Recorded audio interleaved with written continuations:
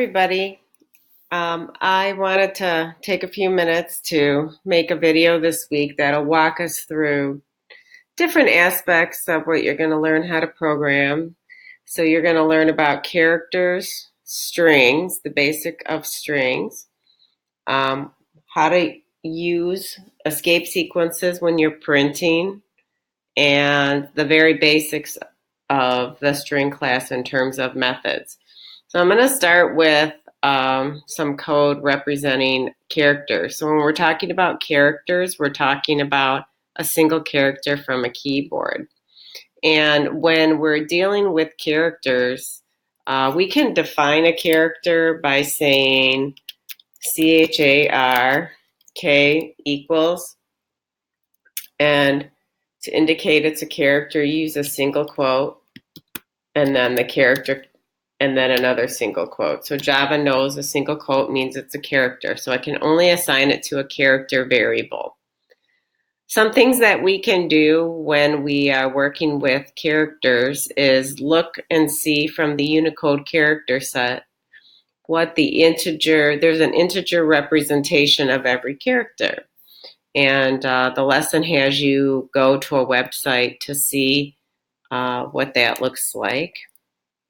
And I thought I did that, but I could just, if you go Unicode, I like just going to Wikipedia. There's so many resources out there. But if you ever need to get to characters, so you can just scroll down and start looking for things that are familiar to you, such as like the capital letter A is 65. So every one of the characters on the keyboard has an integer representation. So I just stuck to my initials, and I was testing out some people call it Unicode. It's also called ASCII code for the capital K and the capital S.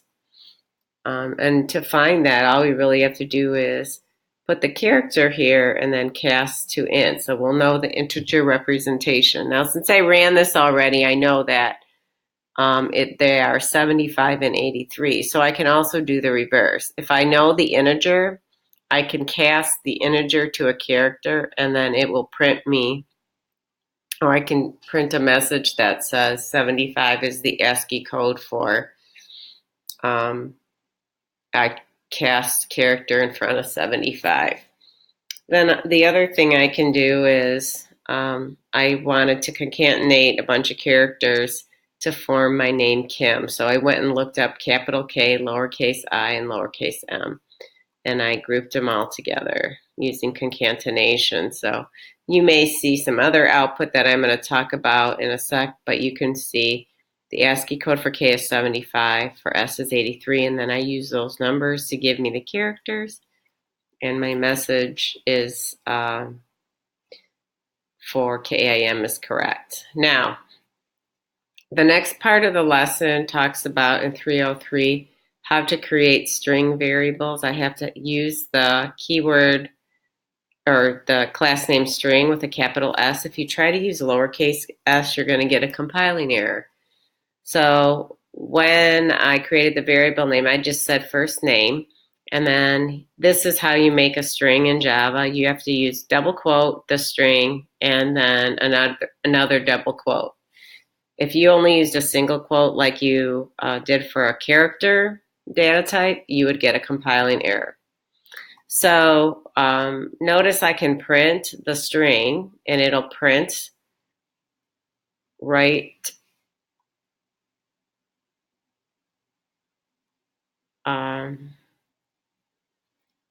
it'll print, oh, my message was Kim. Okay, sorry.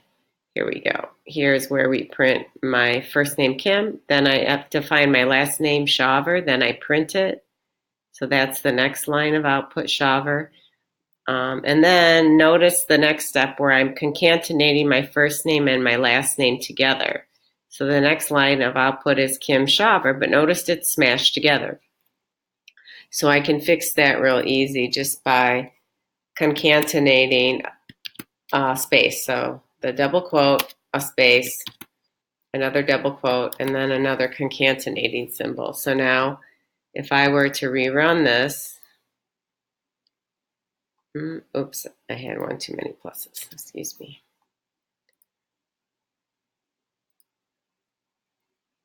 Let me back this up. There we go. So now I have something that looks like what I was looking for. Kim space Shaver. So now that's stored in merge names. So the merge names has that variable. Then I can also do this where I can create a print message where I create a string and concatenate it with merge names, and that's what I've done here. Moving on, the next thing that you will learn about are something called escape sequences. Escape sequences are used, some people call them special characters. So when we want a backslash, a quotation mark, a tab, or a new line, we can use these escape sequences, because if we don't, we remember, because we're using double quotes, when we need double quotes, it could potentially mess up the string. So notice here I print my name. My favorite book is Harry Potter. But if I wanted quotation marks around Harry Potter, if I put just a quotation mark here, Java would think I was ending the string, and then it would give me a compiling error. So to make it clear that I want quotation marks in the string, I add the escape sequence so that when I print it, the quotation marks appear. Similarly, when I want to print my birthday, if I just type this out, this is what you would get. So you would be missing a lot of information, because the backslash is a special character. There are more escape sequences than what's listed here. So anytime I use it, it means something special in a string. So if I really want the slash there, I have to use 2 slashes, because as you notice above, the backslash indicates it's the start of an escape sequence. So if I add the backslash to get it, I will get a single backslash. The next escape sequence is a tab. So to get a tab, I would do backslash tab. So why would I want a tab? So in this first example here, I'm just printing out some multiplication tables, and they're all kind of smashed together. So I would like tabs between them to make them more readable. So if I do something like between 25 and 5, if I put a backslash T here, and between 30 and 5, I put a backslash T, and so on, what I'm going to see is that when I run my output, they're tabbed. Each one of these is now its own unique problem, factor of 5 multiplication table, and they're spaced out very nicely.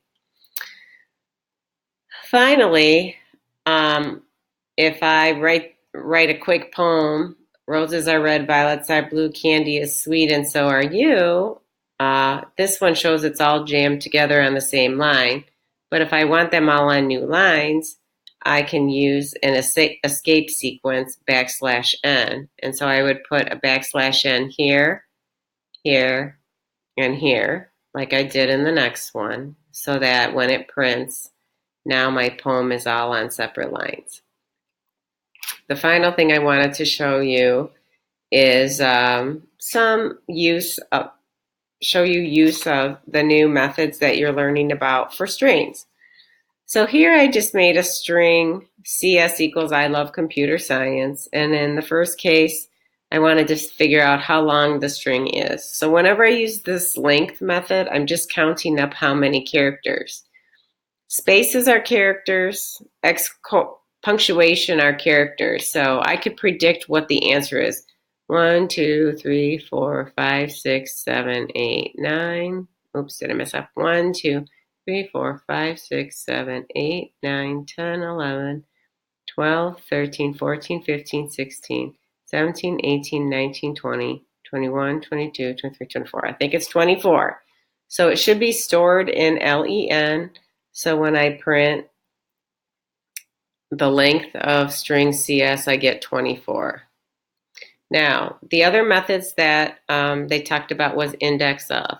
If I want to know what position the capital C is in, Remember, for a string, every one of these positions has an index value, but you got to remember the first one doesn't start at 1, it starts at 0. So if I wanted to know the position of C, I can predict, I can count. So 0, 1, 2, 3, 4, 5, 6, 7. It should tell me that it's at position 7, and it does. Now, the last two commands I want to talk about are the substring commands. So we use those when we want to make a string from an existing string.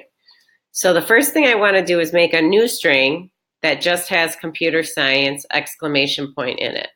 So I'm going to show you how to use the substring command where only one number is required.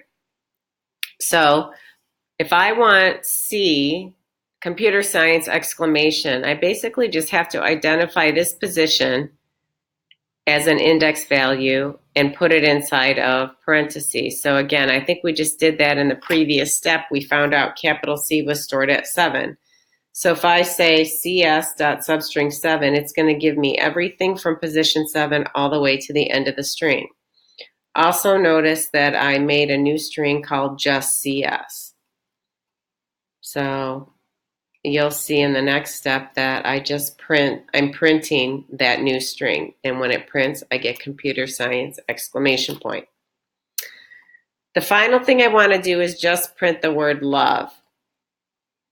Okay, now this is the command that's a little tricky, and don't ask me why they did it this way. Whoever created Java decided the second number was going to be a little tricky. So if I want to print love, I have to figure out the starting index position. So 0, 1, 2. So I know I start at 2. And now I got to figure out where to end. So you would think that I would go 0, 1, 2, 3, 4, 5, and put a 5 there, but that's not what Java wants you to do. Java wants you to go to a position 1 later. So this is always going to be 1 bigger than where you really want to stop. So 0, 1, 2, 3, 4, 5, 6. So even though I put a 6 here, it's really going to stop at the E. So if I print just love, it's going to print love. So hopefully this extra coding helps. One other thing I'd like to show you is the Java API. I really think this is cool. The API is a documentation tool. It's nothing to be afraid of. When you open it up, it's going to look like this. In the upper hand corner, I recommend going to java.lang. When you click on java.lang, this is what you get with the bare bones Java. You get different classes. Let's take a look at the string class. This is one we just got done talking about. When you click on a class, this larger white area gives you all kinds of information about string classes. It gives you other examples, constructors, which we'll talk about later in the course, but then here's all kinds of other methods that are available for the string class on top of what you just learned in EIMAX. We can find what you just learned in EIMAX. Like, for example, here is index of, where you put in a character, but there are other versions of some of these methods, and we'll talk about that more as we move on. Here's the link that we just used. And here are 2 of the substring commands. There's the first one and the second one. But as you can see, there's a lot more available. And that's the beauty of the Java API. Although this course is going to teach you some things, if you want to learn more on your own, or if you have a special requirement, the Java API is an excellent place to go to learn about more features of the language.